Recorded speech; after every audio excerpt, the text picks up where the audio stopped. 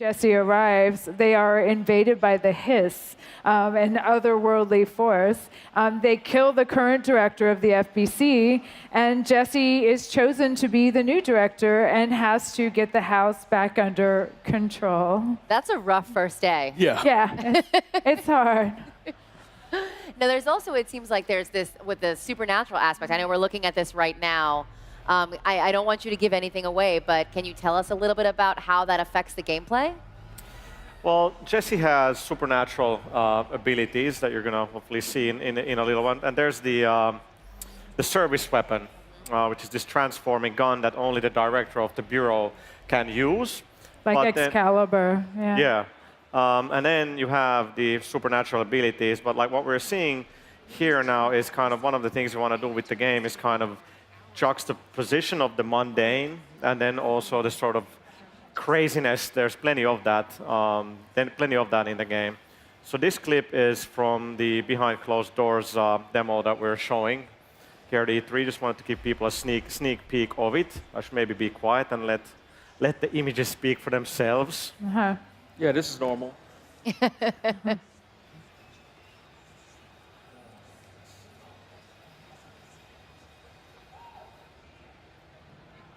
So it's very strange. We have some of the people that are floating, and then there's this other one that's actually not. Oh, there we go. That's There Yeah. we go. So that's the shield, and you can kind of see we have these reactive environments in the game.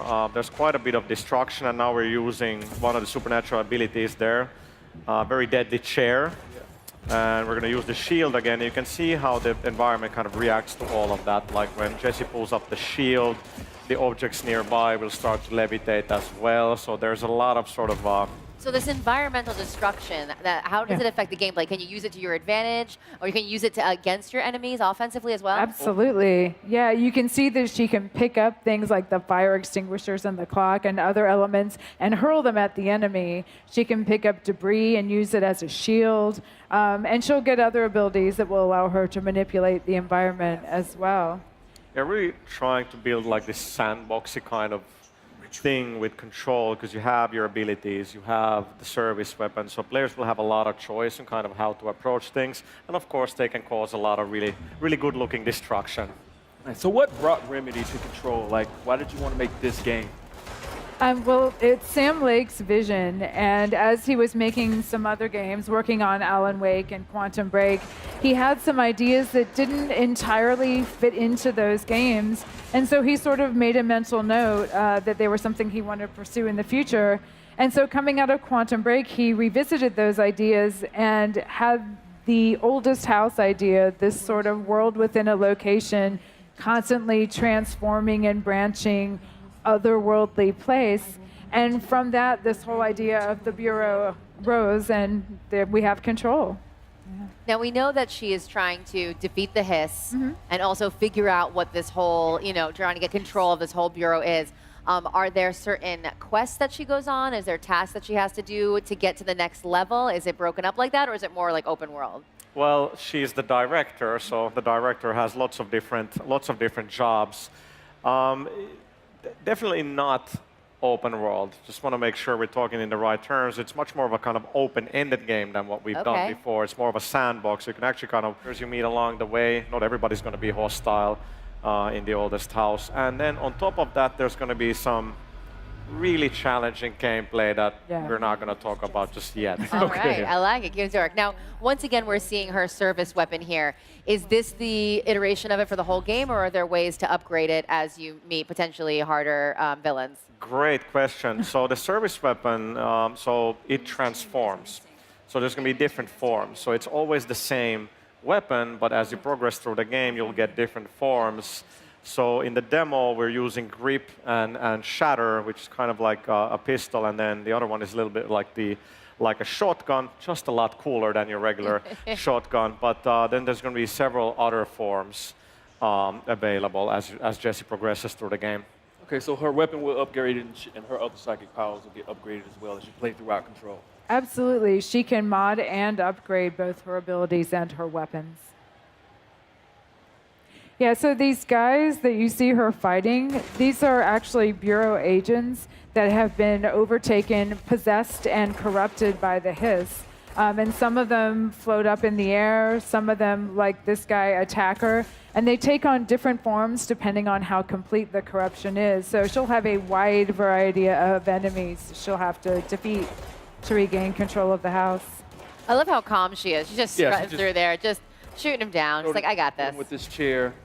Yeah. Well, as the game begins, she is kind of led to the oldest house, so maybe this has been her calling. Yeah, which she discovers. The missions that we're showing you, this is roughly halfway through the game. So she does have a certain level of confidence here that she did not have in the beginning when she first discovered these abilities. And a lot of the challenge of this game is her learning to master these powers that have just been granted to her and discovering their limitations and what they can do. Now, I know fans of Remedy games obviously remember Max Payne. Were there any lessons you guys learned from that game that now, along with all the new technology that's available, that you really applied to Control?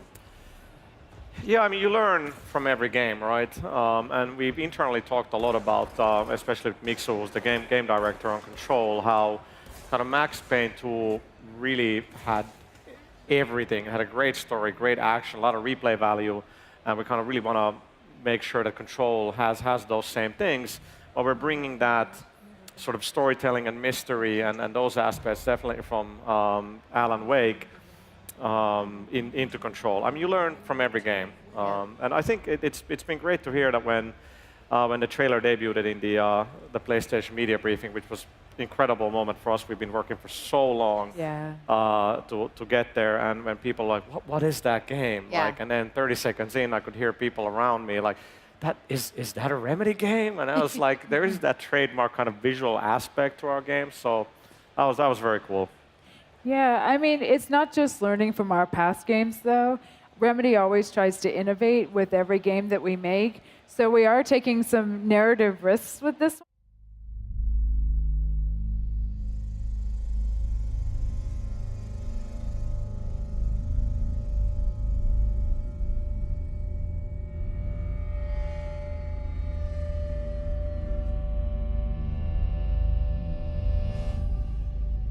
The oldest house is a shifting place. There are rules and rituals. You can keep traveling deeper.